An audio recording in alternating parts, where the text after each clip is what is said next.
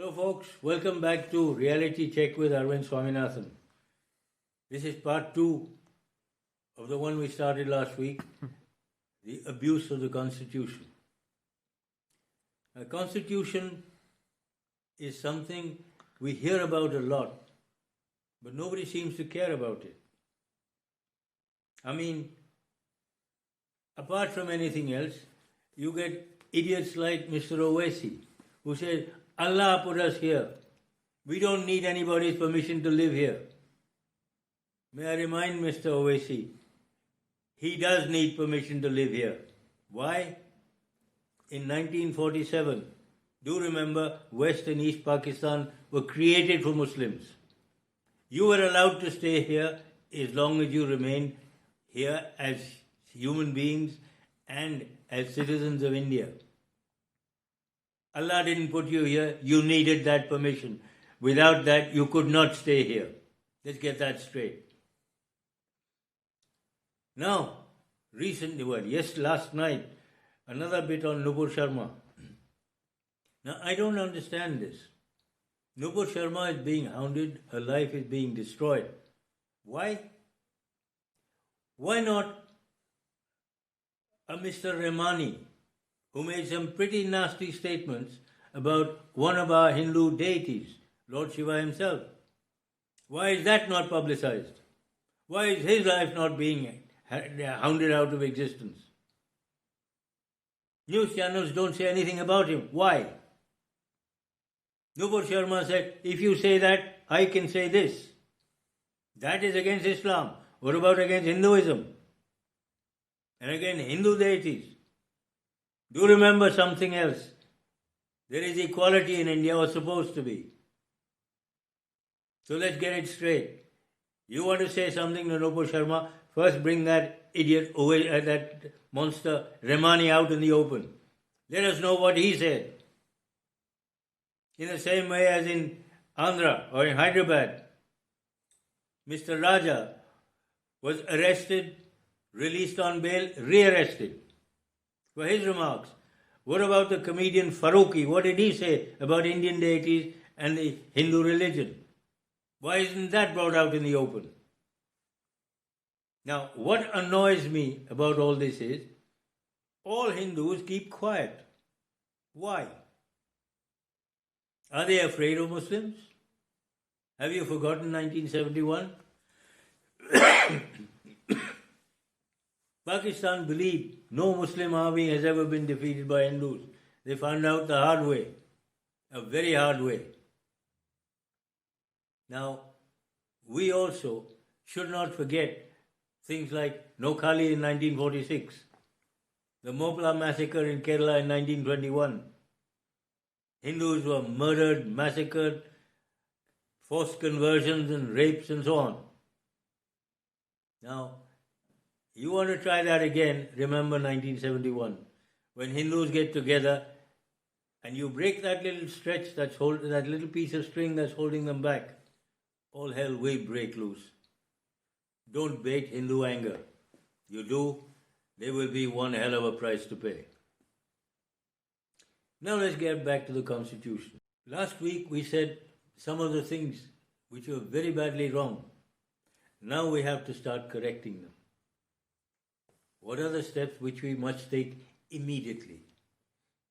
First, repeal the Waqf Board Act forthwith. Now, whether you repeal it or abrogate it, I don't care, really.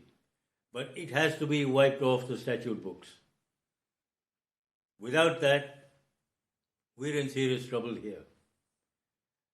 Because the Waqf Board seems to think it can take over any piece of land, every square inch, and according to that act, they can, without paying you one paisa for it. That has to come out and be removed. Because along with that, for all land deals, it is not the legal system or the IPC which counts, but the Waqf Act means Shariat law is the law of the land. Now we cannot have that and the Indian Penal Code running side by side. I'm sorry, that's not on. So that has to be removed immediately. Now, along with that, there are many other things which have to be removed. It's not just the Waqf Board Act of 1995, but also that of 1954.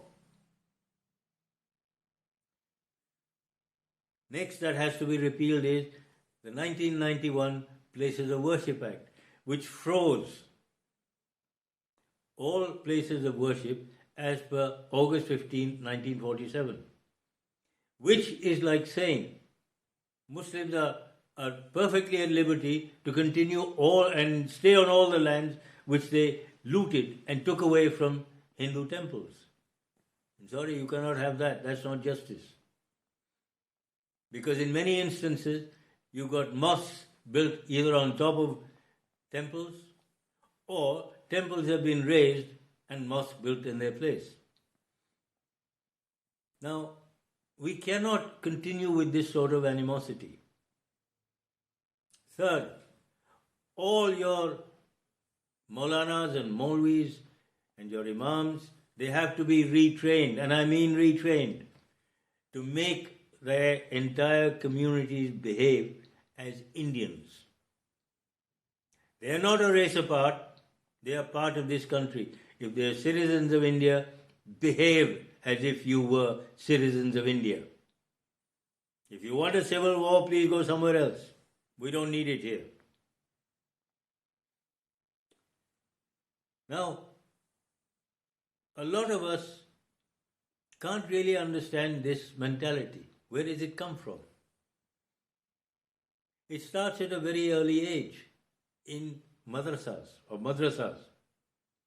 where children this sort of age, 5, 6 years of age, they begin their indoctrination into Islam.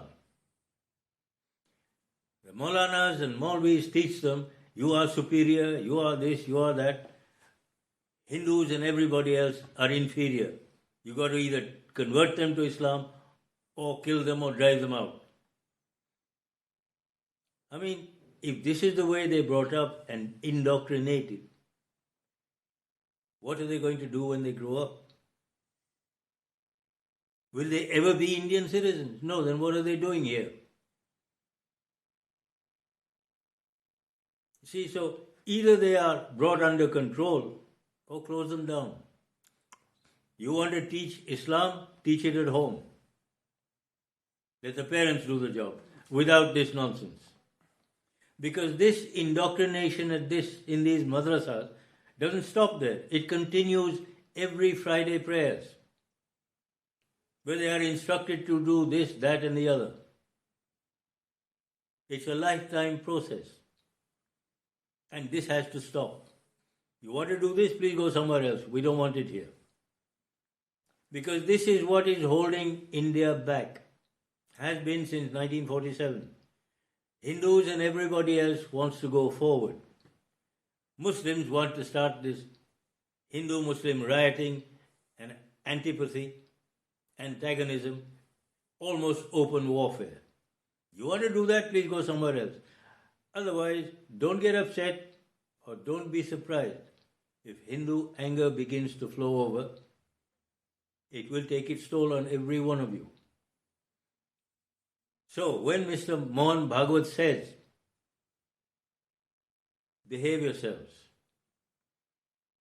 you may stay here, remain Islamic, practice Islam. Those who want to reconvert back to Hinduism are perfectly free to do so. You don't want to, you're free to live here. But behave as Indian citizens. You want to try converting everybody forcefully or by devious means, please go somewhere else. We don't need that here. Here, live as Muslims, as Indian citizens. Let's get that straight. Work for the benefit of India.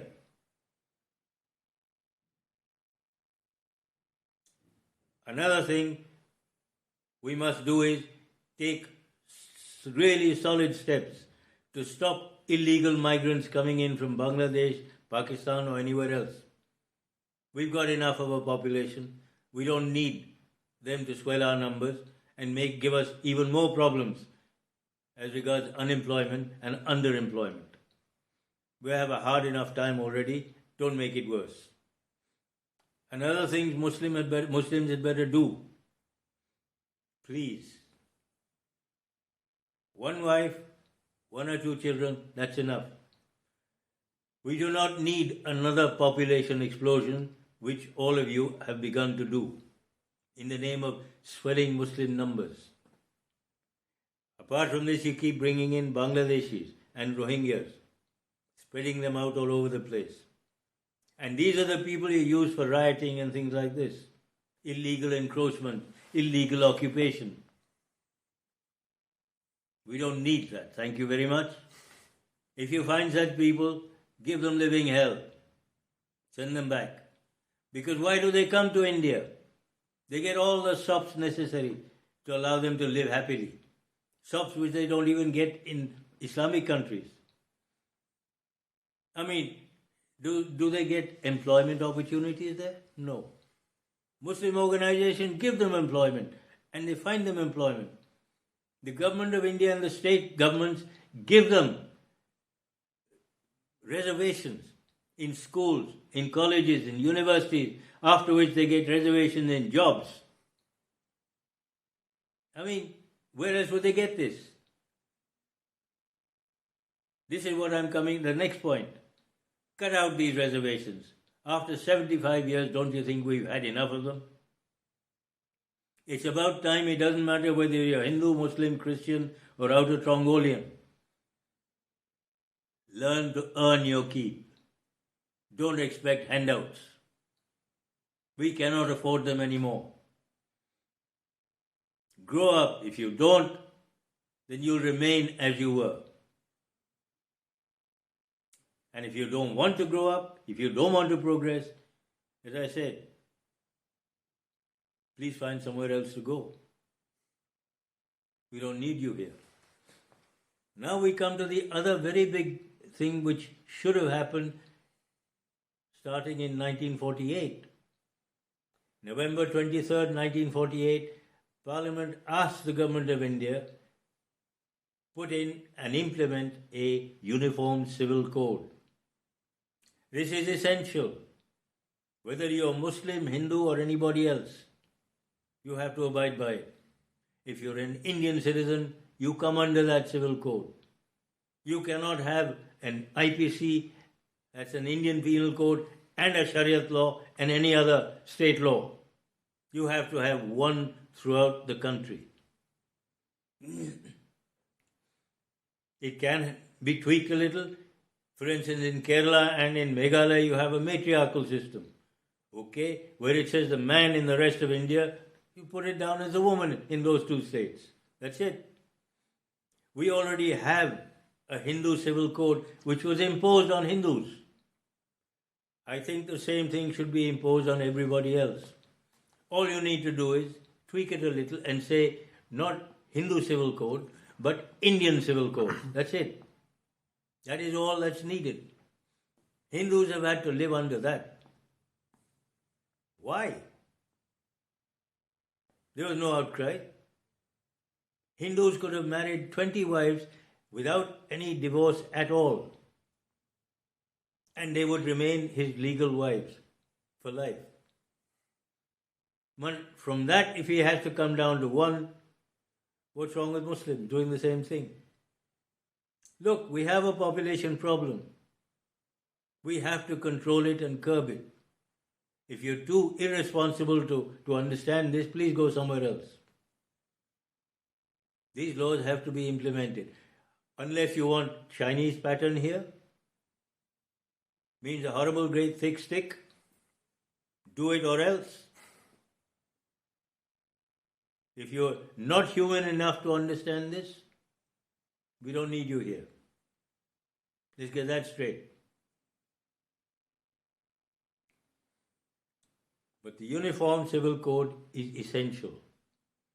With it, the CAA or Citizens Amendment Act or Citizens Act Amendment and the NCR, because this will give some idea as to who is an Indian citizen or who should be an Indian citizen and who is an illegal migrant from somewhere else, which is why it was designed. It does not take away the right of any Hindu or Muslim or Christian or anybody else who belongs in India. But it does curb, or it does find people who come in illegally, who should not be here, creating problems for us. We don't need it. We've got enough problems already. Please understand this. Now, a lot of things you may think I'm against Muslims. I'm not. But Muslims must learn to behave. All their criminal activities are not going to continuously keep getting brushed under the carpet. They have to be responsible enough to understand if you do something stupid, you pay for it. Every Hindu, Christian and everybody else have to. The same law applies to Muslims. Let's get that straight. The next thing is, the Constitution says specifically, the state and religion must be kept separate. So why are state governments paying the salaries of mullahs and maulanas in madrasas and so on? This has to stop immediately. Because if you don't pay the salaries of people in gurdwaras or Hindu temples, then you have no right to give these salaries to Muslim teachers. I'm sorry. Equality means precisely that. The same law for everybody. Also, if you are allowed to teach Islam and Christianity and Sikhism and Jainism and Judaism and everything else, wherever, why are you not permitted to teach Hinduism? Why is the majority community being penalized? This has to be changed immediately. Next, all donations to Christian organizations and Christian churches and so on, and to Muslims, meaning whether it's to the Waqf board, whether it is to mosques or madrasas, remain with them. They're not touched by the government. So why are Hindu temples, any donations to them or to Hindu temple trust, why are they taken over by the government? Why are there so many curbs on Hinduism? That has to be removed. If you can teach Islam and Christianity and all the other, minority religions, you must be free to teach Hinduism everywhere. And Hindu temples and temple trusts and all their finances must remain with them, not with the government. Because at the moment what is happening is, all that money taken from Hindu trusts and Hindu temples is being used to finance all the other religions, which is not anything like equality. And it is not secularism. It is penalizing one religion to encourage some other religion. This is not on. This is not secularism. The next thing is, terrorism has to be rooted out. I don't care where it is, whether it's Maoists in forests, or whether it's in Jammu and Kashmir, or in Delhi, or anywhere else. You catch a terrorist, you give him living hell. If necessary, you interrogate him, squeeze him for all intelligence that you can get out of him. Hang him. He doesn't deserve to be here. If not, make him build roads under strict surveillance, where he doesn't do anything else except build those roads. And don't pay him for it. Make him do it. If you want to remain in this country, behave yourself. Now you got one or two governments. One is Tamil Nadu, for instance. It is totally against Hinduism. It is totally against Brahmins. Why? Isn't that against the very constitution they're supposed to be upholding and protecting? All religions in a secular country have equal status. That is what the Indian Constitution is all about. It guarantees equality. India is supposed to be, and according to the constitution, is a secular country, and it guarantees a democratic form of government, i.e. democracy. Now, what does democracy mean? Government for the people, a government of the people, for the people, by the people. And it means majority rule, not minority rule.